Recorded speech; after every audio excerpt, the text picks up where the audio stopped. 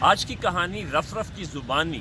ہماری آج کی کہانی ہے 50 اشرفیاں 50 کوڑے. ایک دفعہ ایک شخص جو ہے وہ بادشاہ کے لیے بہت کچھ خاص قسم کا تحفہ بڑی محبت سے لایا. تو اس نے جب وہ دربار کے باہر پہنچا تو جو دربان تھا اس نے اس کو روکا جانے سے اور ایک شرط رکھی. اس نے کہا کہ اگر تم میری ایک بات مانو گے تو میں تمہیں اندر جانے دوں گا. تو اس نے کہا بتاؤ کیا ہے. اس نے کہا بادشاہ سلامت تمہیں جو بھی انعام دیں گے اس میں سے مجھے آدھا تم دو گے. اب وہ شخص اپنی طرف سے ایک بہت بڑی سوغات لایا تھا، اپنے شوق اور اپنے انداز میں آیا تھا. اب یہ اس کے لیے ایک بڑی عجیب بات تھی، لیکن بہرحال اس نے لمحہ بھر توقف کیا، رکا اور پھر اس نے ہاں کر دی. اس نے اس سے وعدہ لیا، قسم لے لی. اس نے وعدہ اور قسم جیسے دربان نے چاہا ویسے اس نے اس کو دے دی. اب جب بادشاہ کے پاس جاتا ہے تو بادشاہ وہ تحفہ دیکھ کے انتہائی خوش بھی ہوتا اور حیران بھی ہوتا. وہ کہتا ہے مانگو تمہیں منہ مانگا انعام دیا جائے گا. تو وہ بادشاہ سے کہتا ہے بادشاہ سلامت اپنی بات پہ قائم رہیے گا. تو اس نے کہا کہ بادشاہ سلامت مجھے 50 اشرفیاں دی جائیں. اور بادشاہ نے کہا اور کیا. اس نے کہا جی میں اور بعد میں بتاؤں. تو اس نے کہا جی مجھے جب 50 اشرفیاں دے دی گئیں تو پھر انہوں نے کہا جی کہ انتہائی شدت کے ساتھ مجھے 50 کوڑے مارے جائیں. اس پر سارے دربار کو بڑی حیرت ہوئی، خود بادشاہ کو بھی، یہ کیا کہہ رہا.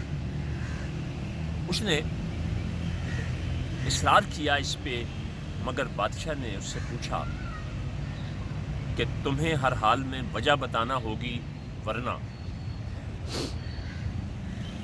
تمہیں یہ سب کچھ کے علاوہ حقیقی معنوں میں سزا بھی ملے گی. یہ تو تمہارے منہ مانگی ہے نا. تو اس وقت اس نے کہا بادشاہ سلامت میں نے اتنی محبت سے آپ کے لیے چیز اکٹھی کی تھی تو باہر آپ کے دربان نے مجھ سے وعدہ لیا تھا، حلف لیا تھا کہ جو بھی انعام ملے گا میں آدھا اس کو دوں گا. تو پھر اس کے لیے میں نے یہ سوچا کہ میری بھی ضرورت پوری ہو جائے اور اس کو سبق بھی مل جائے تاکہ وہ آئندہ کسی کی آپ تک رسائی کو نہ روکے. تو یہ مجھے تھا کہ میں نے 25 اشرفیاں اس کو دینی تھی اور جب 25 کوڑے آپ مجھے مار لیتے تو میں نے آپ سے کہنا تھا جی باقی 25 کا حقدار ایک باہر بھی کھڑا ہے. تو بادشاہ جو تھا اس نے اس کو مزید انعام و اکرام دیا اور دربان کو سزا بھی دی اور نکال بھی دیا. یہ ایک کہانی ہے، مختلف ورژنز میں آپ نے سنی ہوگی.